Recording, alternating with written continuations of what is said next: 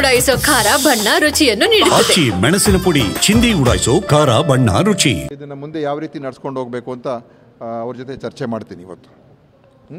K ಸುಬ್ರಹ್ಮಣ್ಯದು ವ್ಯವಸ್ಥಾಪನಾ ಸಮಿತಿ ಅಧ್ಯಕ್ಷರ ಬಗ್ಗೆ ಬಹಳಷ್ಟು ಜನರಲ್ಲಿ ಆರೋಪಗಳನ್ನು ಮಾಡಿದ್ದಾರೆ. ಮತ್ತು ನೀವೇ ಲೆಟರ್ ಕೊಟ್ಟಿದ್ದೀರಿ, ಆ ಹಿನ್ನೆಲೆಯಲ್ಲಿ ಅವರಿಗೆ ಅಧ್ಯಕ್ಷ ಸ್ಥಾನ ಸಿಕ್ಕಿದ್ದು ಅಂತೇಳಿ ಬಿಜೆಪಿಗರ ಆರೋಪ. ನೋಡಿ, ಅಧ್ಯಕ್ಷ ಸ್ಥಾನ ಸಿಕ್ಕೋದಕ್ಕೂ ನಮಗೇನು ಸಂಬಂಧ ಇಲ್ಲ, ಅದರ ಬಗ್ಗೆ ನಾನೇನು ಹೇಳೋಕ್ಕೆ ಹೋಗೋದಿಲ್ಲ.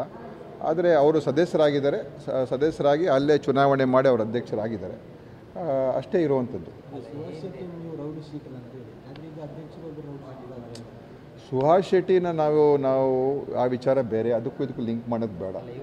ಇವರು ಮಾಜಿ ಸುಧಾರಣೆ ಆಗುವಂಥದ್ದು ಇರ್ತದಲ್ಲ, ಎಲ್ಲ ರೌಡಿ ಶೀಟರ್ಗಳನ್ನ ನೀವು ಏನೂ ಆಗಬಾರ್ದು ಅಂತ ನೀವು ಹೇಳೋಕ್ಕೆ ಆಗ್ತದ? ಮಾಜಿ ಏನೋ ಸುಧಾರಣೆ ಆಗಿ ಅದೆಲ್ಲ ಬಿಟ್ಟು ಮುಂದೆ ಬಂದು ಒಳ್ಳೆ ದಾರಿಗೆ ಹಿಡಿದಾಗ ಅವರನ್ನು ನೀವು ಪರ್ಮನೆಂಟಾಗಿ ಅವರನ್ನು ನೀವು ತಪ್ಪಿನ ಒಂದು ದೃಷ್ಟಿಯಿಂದಲೇ ನೋಡ್ತೀರಾ? ಆಗೋದಿಲ್ಲ.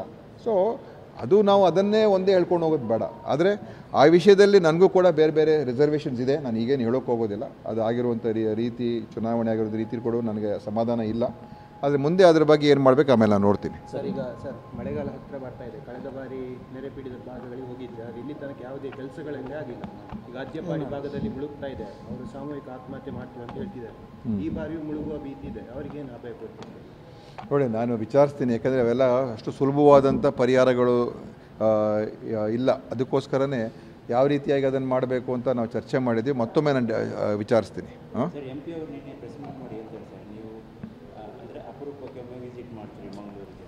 ನೋಡಿ, ನಾನು ಒಬ್ಬ ಉಸ್ತುವಾರಿ ಸಚಿವ, ಆಯಿತಾ. ಮಂಗಳೂರಿನಲ್ಲಿ ಈಗ ನಮ್ಮ ಇಬ್ಬರು ಶಾಸಕರಿದ್ದಾರೆ. ಒಬ್ಬರು ಸ್ಪೀಕರ್ ಆದರು ಖಾದರ್ ಅವರು, ಇನ್ನೊಬ್ಬರು ಪ್ರಥಮ ಬಾರಿ ಶಾಸಕರು, ಇನ್ಯಾರು ಸಚಿವರಿಲ್ಲ. ಉಡುಪಿಯಲ್ಲಿ ನಾವು ಯಾರೂ ಗೆದ್ದಿಲ್ಲ. ಮಂಗಳೂರಿನ ಜನತೆ ಹೆಚ್ಚು ಶಾಸಕರಿಗೆ ಇಲ್ಲಿ ಗೆಲ್ಲಿಸಿದ್ದಿದ್ದರೆ ಇಲ್ಲಿಯವರೇ ಸಚಿವರಾಗ್ತಾಯಿದ್ರು, ಆಯಿತಾ. ನಾನಿಲ್ಲಿ ಪರ್ಮನೆಂಟಾಗಿ ಇರೋಕ್ಕಾಗೋದಿಲ್ಲ, ಯಾಕಂದ್ರೆ ನಾನು ಬಂದು ಹೋಗ್ತೇನೆ. ಯಾಕಂದ್ರೆ ನನ್ನ ಇಲಾಖೆ ಬೇರೆ ಇದೆ, ನನ್ನ ಜಿಲ್ಲೆನೂ ಬೇರೆ ಇದೆ. ಯಾವುದೇ ಉಸ್ತುವಾರಿ ಸಚಿವರು ಸಮಸ್ಯೆ ಇದ್ದೇನೆ, ಆಯಿತಾ, ಬೇರೆ ಜಿಲ್ಲೆಯವರಾದರೆ. ಆ ಕಾರಣದಿಂದ ಮುಂದಿನ ಸಲ ಹೆಚ್ಚಿನ ಕಾಂಗ್ರೆಸ್ ಶಾಸಕರನ್ನು ದಕ್ಷಿಣ ಕನ್ನಡ ಜಿಲ್ಲೆ ಆಯ್ಕೆ ಮಾಡಿದ್ರೆ ಇಲ್ಲಿಯವರೇ ಸಚಿವರಾಗ್ತಾಯಿದ್ರು. ಅಥವಾ ಸ್ಪೀಕರ್ ಅವರು ಖಾದರ್ ಅವರು ಸ್ಪೀಕರ್ ಆಗದೆ ಹೋಗಿದ್ರೆ ಅವರೇ ಸಚಿವರಾಗಿ ಅವರೇ ಇಲ್ಲಿ ಉಸ್ತುವಾರಿ ಸಚಿವರಾಗ್ತಾಯಿದ್ರು. ಆದರೆ ಅವರು ಈಗ ಸ್ಪೀಕರ್ ಆಗಿದ್ದಾರೆ. ಆದ್ದರಿಂದ ಮುಂದೆ ಏನಾಗುತ್ತೋ ನನಗೆ ಗೊತ್ತಿಲ್ಲ. ಆದರೆ ನಾನು ನನ್ನ ಜವಾಬ್ದಾರಿಯನ್ನು ನಿರ್ವಹಣೆ ಮಾಡೋದಕ್ಕೆ ನಾನು ಪ್ರಯತ್ನ ಮಾಡ್ತಾಯಿದ್ದೀನಿ.